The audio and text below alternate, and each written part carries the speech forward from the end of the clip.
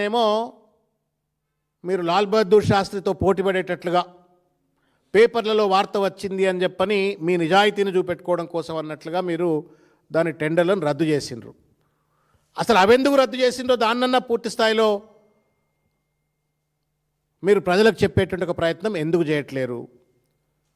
ఒకవేళ గనక Naini coal block టెండర్లలో గనక రద్దు చేయడం వెనుక మీ ఔచిత్యం, మీ నిర్ణయం సరైనదే అని చెప్పని మీరు నమ్మినట్టయితే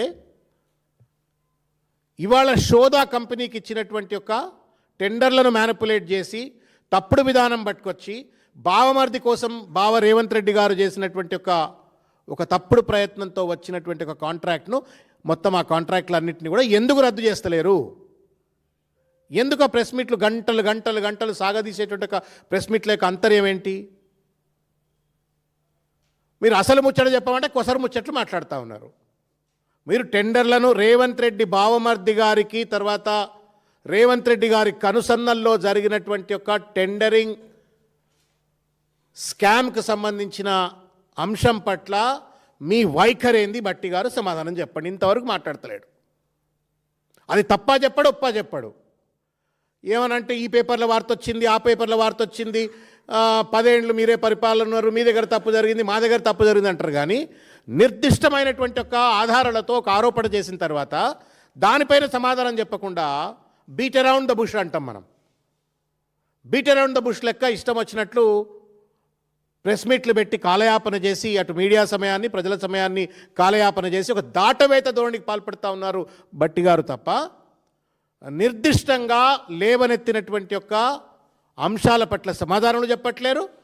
ఆరోపణలకు విచారణ జరిపించేటువంటి నైతికత కానీ ధైర్యం కానీ ఇవాళ చూపెడతలేరు. ఏ ధైర్యంతో మీరు ఒక పేపర్లో వచ్చిన వార్తను ఆధారంగా చేసుకొని నైని కోల్ బ్లాక్ టెండర్లను రద్దు చేస్తారు? ఇవాళ ఎందుకు పిరికితనంతో భయపడుతున్నారు? రేవంత్ రెడ్డిని చూసి భయపడుతున్నారా? లేకపోతే రేవంత్ రెడ్డి చుట్టూ ఉన్నటువంటి ఒక కోల్ మైనింగ్ మాఫియాను చూసి భయపడుతున్నారా? ఏ ధైర్యంతో దాన్ని రద్దు చేస్తారు? ఏ పిరికితనంతో దీన్ని రద్దు చేయరు? దాన్ని రద్దు చేసిండ్రు, సంతోషం. మీరు కూడా లాల్ బహదూర్ శాస్త్రి కోవలకు వెళ్ళిపోయినరు, వి సెల్యూట్ యూ. మరి అంత ధైర్యం ఉన్నటువంటి ఒక పెద్ద మనిషి మీరు రేవంత్ రెడ్డి గారి అనూనీయులకు బామ్మర్దులకు వచ్చినట్టు ఒక కాంట్రాక్ట్ను రద్దు చేయడానికి పిరికితనం ఎందుకు బట్టి గారు? మీకు ఎవరు భయపెడుతున్నారు బట్టి గారిని? ఈ డొల్లతనం ఏంటి? లేదు రేవంత్ రెడ్డి గారితో లోపాయకారి ఒప్పందాలా, సంబంధాలా?